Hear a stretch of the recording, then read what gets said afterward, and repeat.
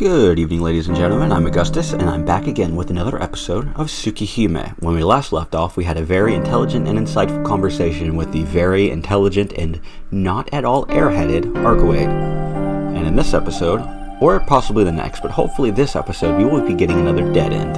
I'm very excited for that because I enjoy most of the dead ends in this game, and I haven't seen all of them, especially not the earlier ones in the Arc playthrough or Arc route, because I had not decided I was going to try to see most of them. I've seen most of the later ones, usually basically through either the last half of Arc's route or the first half of the second route.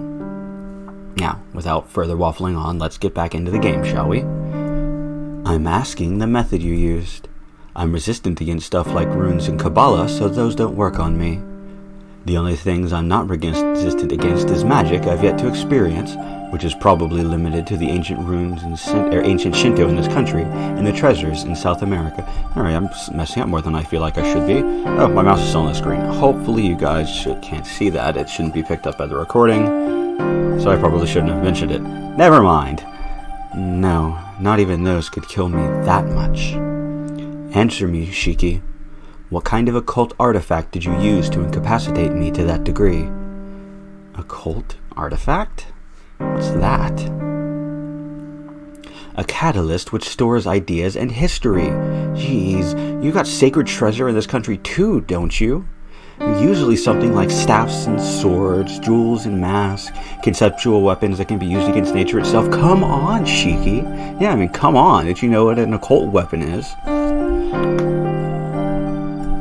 Hopefully my microphone didn't just catch me popping my neck.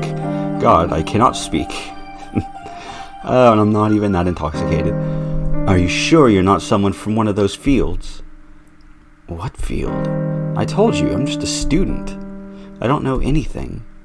That's a lie. There's no way a human who's not even a magus can hurt me. Are you hiding something from me, Shiki? Arcueid gives me an angry cat-like stare. But even if she looks at me like that, I'm not hiding any... Oh. Wait. Actually, there is one thing. I'm not sure whether it's relevant, but Arcueid is still staring at me. It doesn't seem like I'll be able to keep quiet about it. Alright, I'll tell you, but... How should I put this? I can see these lines that can be used to cut things. Oh. She's stunned. She should be. Normally, I don't think anyone would believe a story like this. What do you mean? Arcueid asks in a serious tone. She's not exactly normal. I should have known she would defy my expectations in a good way. I mean, I see these lines where things can be cut. Living things, the ground, anything touchable. It's like a black line, and I can cut things clean when I let anything sharp through it. Does that mean anything to you? It's convenient to be able to take out a knife, or to cut steel with a knife and all, but it's not like I could cut it anywhere. Like, I can only cut things where I can see the lines, and when I cut you, well, you can cut a girl's skin with just a knife, right? Arcueid's eyes are serious as she glances at me, those wild eyes that I've only seen once before. A gaze that could stop my breathing. I see. I thought the mystic eyes of death perception existed only in fairy tales. But I guess there is someone who can use them. A mutated monster like you. What? I don't think a vampire can call me a monster. A monster is a monster. There isn't anyone, even amongst us, with mystic eyes that can see the death of things. See the death of things? Arcueid nods in affirmation with an amicable gaze. I just thought about something. I didn't think about this before, and I think this comes up multiple times in multiple routes, or at least in multiple routes. I think he seems confused by the fact that he can see the death of things. Which shouldn't be confusing because I'm pretty sure he knew that already, because I'm pretty sure Sensei told him that. Could be wrong, could be misremembering, a little bit tipsy. Still, something to think about, something to put in the back of your brain and look upon later, or rewatch the intro, or me go back and play the intro, which I'm probably not going to do, let's be honest, but still. A circuit must have opened in your eyes, Shiki. Were you born with eyes like that? No. They became like this a long time ago, but I wasn't born with them. Then you must have had at least one near-death experience at some point, right? What? It's true. 8 years ago, I got in an accident where I almost died.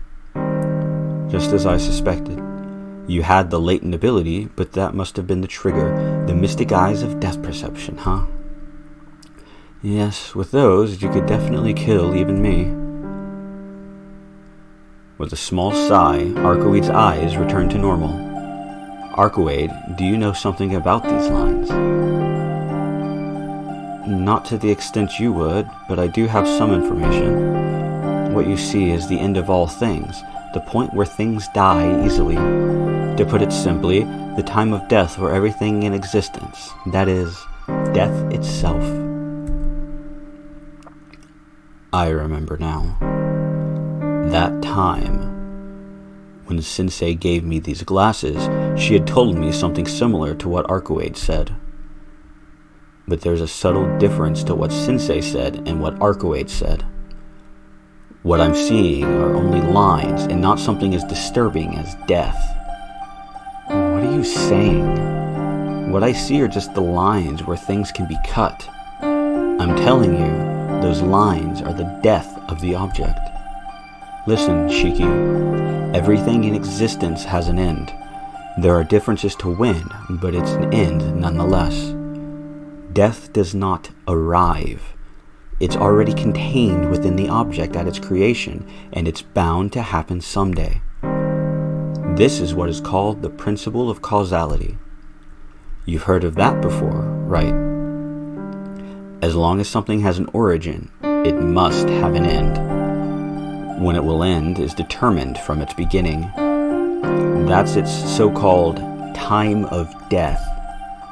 So, as it already exists from the beginning, it's not impossible for one to see it with their eyes, even given that they can comprehend the concept of a time of death, and they have the appropriate circuit in their brain and eyes. Oh, this is actually a quote. Hold on a tick. That's a very, very annoying to me. Usually whenever a page ends in anything, be it book, story, whatever, the end of a page does not need to have the quotation ends for speech. The beginning does, because otherwise it doesn't transfer properly. That could be an issue with the fact that originally in Japanese this is still part of the last thing, so maybe it wasn't just fixed, but that's a bit of a pet peeve of mine, we'll say. That really bothers me because I don't always pay attention to punctuation and whatnot while I'm reading, because I'm reading, trying to make things flow as smoothly as I can, which is, not very smooth at all, let's be honest, but still. That's the truth behind the lines you see. This is nothing more than the general concept, but if I were to theorize, I would say that they are the weakest parts of the joints between the molecules in something, or perhaps a predestined switch within the genetic makeup that activates the death of that object. Like there. That has the end of quotations, and then this has the ones because it's a different character speaking. It doesn't matter. It really doesn't matter, but it's a pet peeve of mine. It really bothers me. But that doesn't really make sense. I can't see them, so I can't say for sure, but the lines aren't all you can see, are they? No, this is the same. Okay, that's... whatever. I would think that they would be points more than lines. That's right. When I first saw Arcueid, wasn't myself. When I took off my glasses, I could see the unusual scribbles and black points where the scribbles seemed to flow from. There were. It only happened that one time, but definitely. I saw black points. There were several on your body, and the black lines flowed between them, joining them up. If I had to make an analogy, I would say they were like blood vessels. I see. The lines where things die easily, and death itself, huh? I'm surprised you stayed alive up until now like this. You must have a very tranquil heart, Shiki. Arcueid says this philosophically. In her own way, I understand what she is saying, but I don't want to believe any of it. What? There's no way that sort of thing exists, let alone me being able to see it. Well, you see something, or you are seeing it. Usually, when you cut a living being's neck, they die. This means it stops because you've cut it. Conversely, you can say that if you can't cut something's neck, it won't die. This is about me, so just consider it an exception.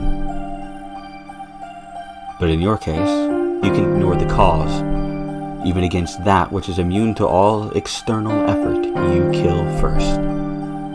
What is killed then becomes dead. It's not that it stopped because you put it, but in your case, you stop the object, and as a result, it is cut. See? What else can I call you but a monster? You may just call these lines along which something can be cut, but those eyes are more special than those possessed by any other user of supernatural power in history. You, Shiki, have the eyes that can kill anything, just like death itself. I'm at a loss for words. If that really is what I see, just like Arcueid is saying, those black lines really are the time of death for all things.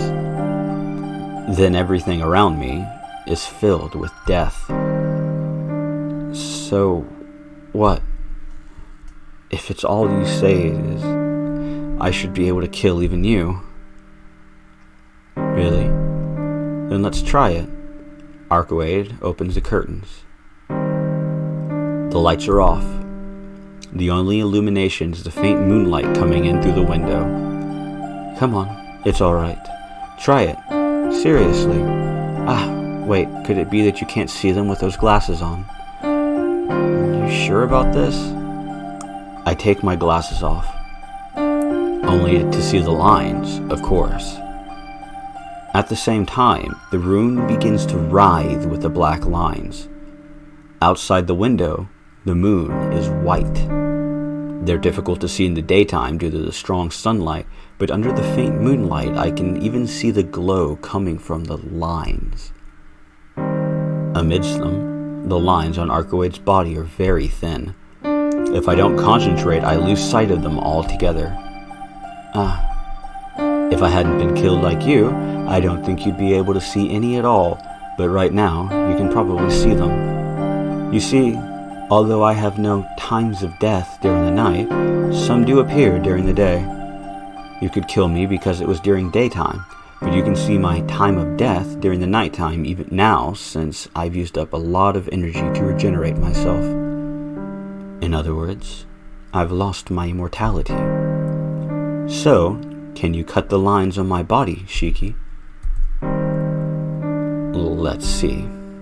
I think I probably could, since the lines are there, but I don't think I could do it so briskly and without hesitation like that time before. I think it'd be hard. The lines keep fading in and out, so I probably couldn't do it unless you're sleeping. You can't, right? That's not exactly what he just said, but, you know, that's your biggest weak point. No matter how many deaths you can see, you need to trace the line with your own hands. No matter how weak I am right now, my athletic ability isn't so low that I'd be caught by you. I see. I wonder if that's actually true, just going by some of the stuff we learn later. Arcueid at full power could demolish Shiki in an instant.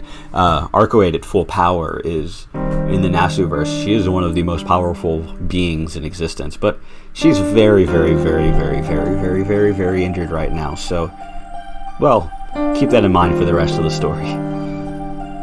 Come to think of it, I can't catch agile animals. That means I can't touch their bodies. In other words, even if I can see its lines, I can't kill anything that moves. Ow. I feel a stab of pain run through my head. Looking at the lines gives me a headache, just like it did when I was a child. I put on my glasses and the world returns to normal. Arcueid is staring intently at me. What? Is there something else? No, that's not it. You can see the lines if you put those glasses on. Or you can't see the lines if you put those glasses on. Yeah? I got them from someone a long time ago when my eyes first became like this. I'm only using the lenses now, but thanks to them, I can lead a normal life. Yes, I see. No matter how strong a mind you have, your only choice when faced with the death of all things would be to put out your eyes or go mad. Saying that, Arcueid comes closer. Hey, can I take a look at those? No. These are important to me. I'm not handing them over to you. Come on, I'm not going to break them. I'm just going to look at them. Arcueid creeps closer. I get the feeling she wouldn't be adverse to getting them by force. Actually...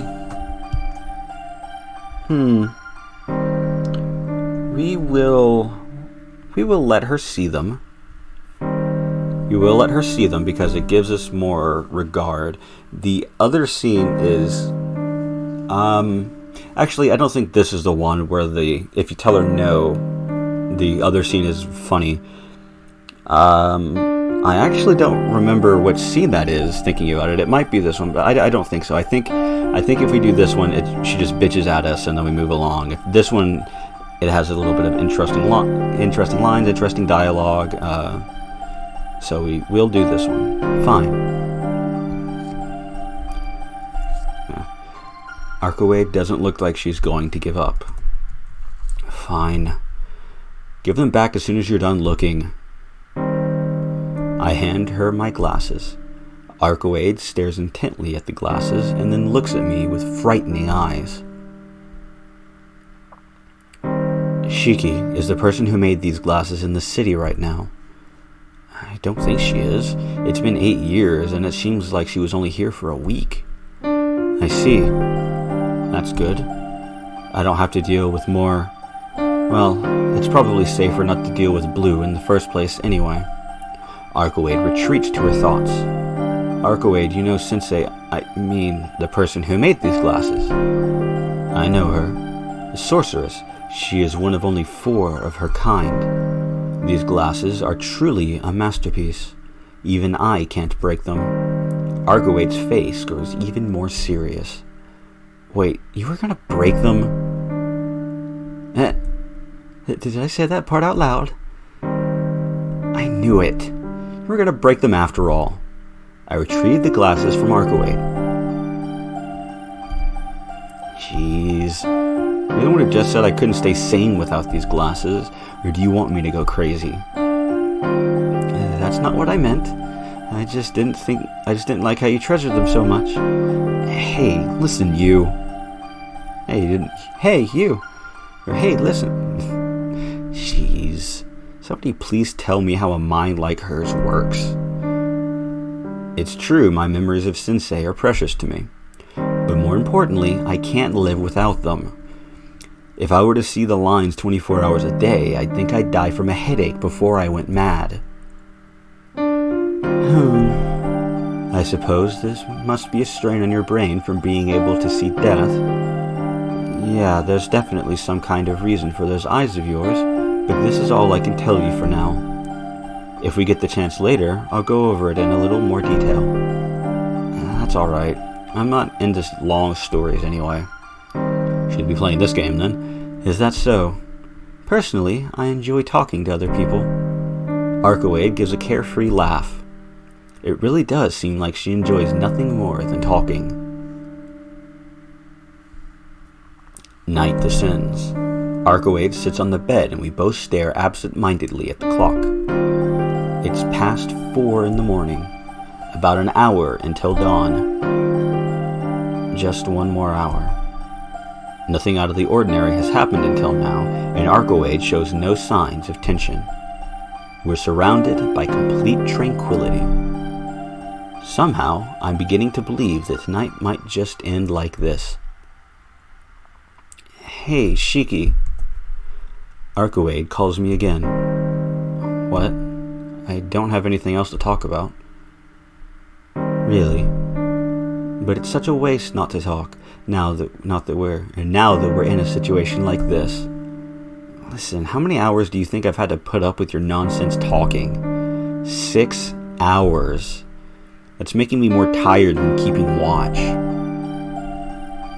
Arcueid gives a dissatisfied glare. That's right. For some reason, Arcueid has been talking to me for 6 hours straight.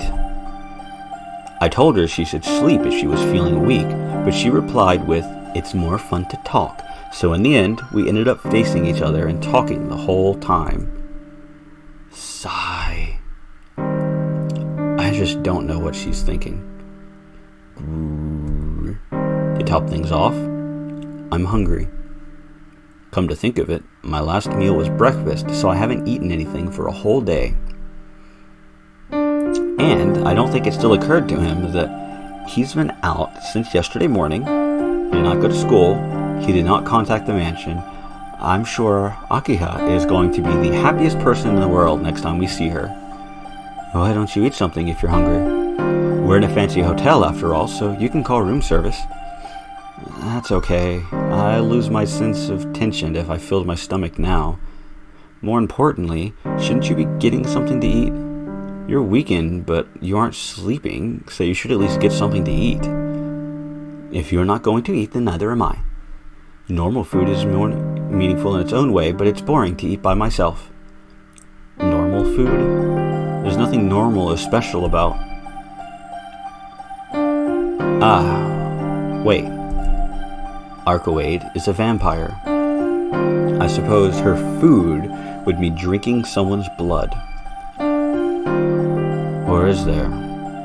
I guess being a vampire, you wouldn't usually consume much except blood. She doesn't look like it, but Arcueid is a vampire. She says vampires need the blood of humans to survive. Well, that's not actually true. She said dead apostles need the blood of vampires to survive. She said she was not a blood apostle, but didn't go into much detail about what true ancestors needed. Then, just how many people has she drained blood from, and how many people has she killed before? I sneak a quick glance at her face.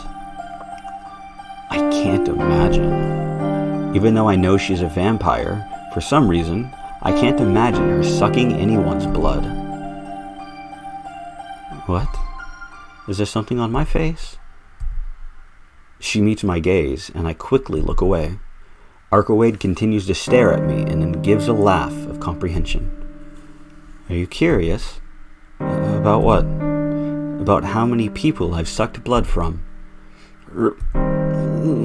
That's a bit awkward. She's completely read my mind.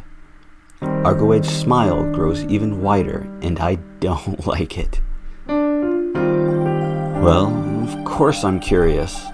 I am helping you, so if I don't know, I won't have any idea about when you might have a change of heart and try to attack me. That would really be a problem. I see, Arcueid says. Well then, here's a question.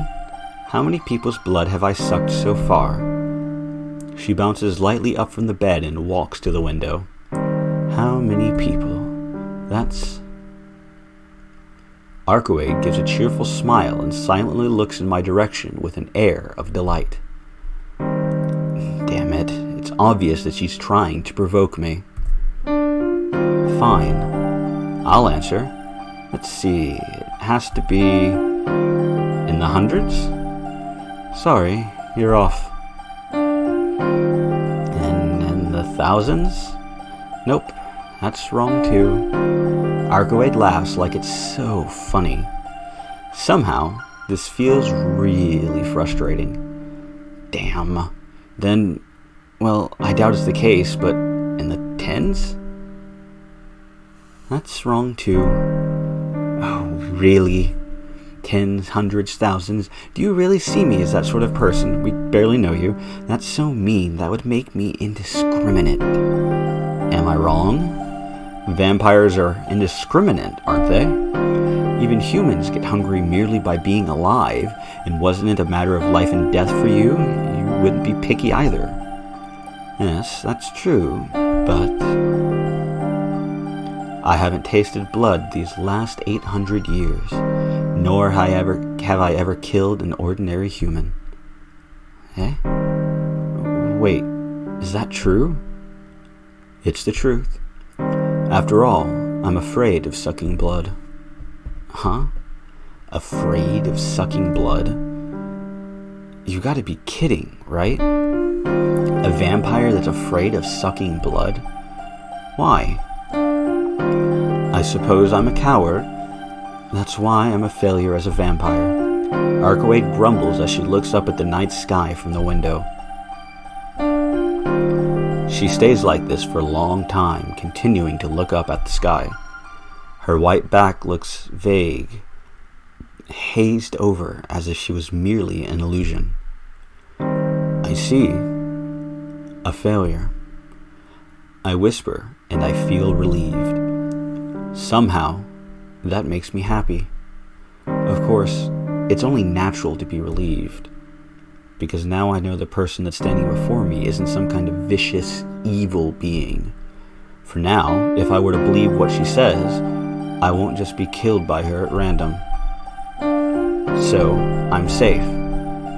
I'm safe, but I feel like that's not the only reason I'm relieved. Damn it, what's wrong with me? Being relieved over something like this, how can I be happy over something like Arcueid being a failure? What is, whoever that is, exclaiming about? Why was this episode, or why did I lose track of time and not pause at a good stopping point? Who knows? But next time I think we'll finally get another dead end. I'm not going to be coming, hard and fast from here on out, but we can actually get them. We can actually kill Shiki after all. But that's for next time. And I hope to see all of you there.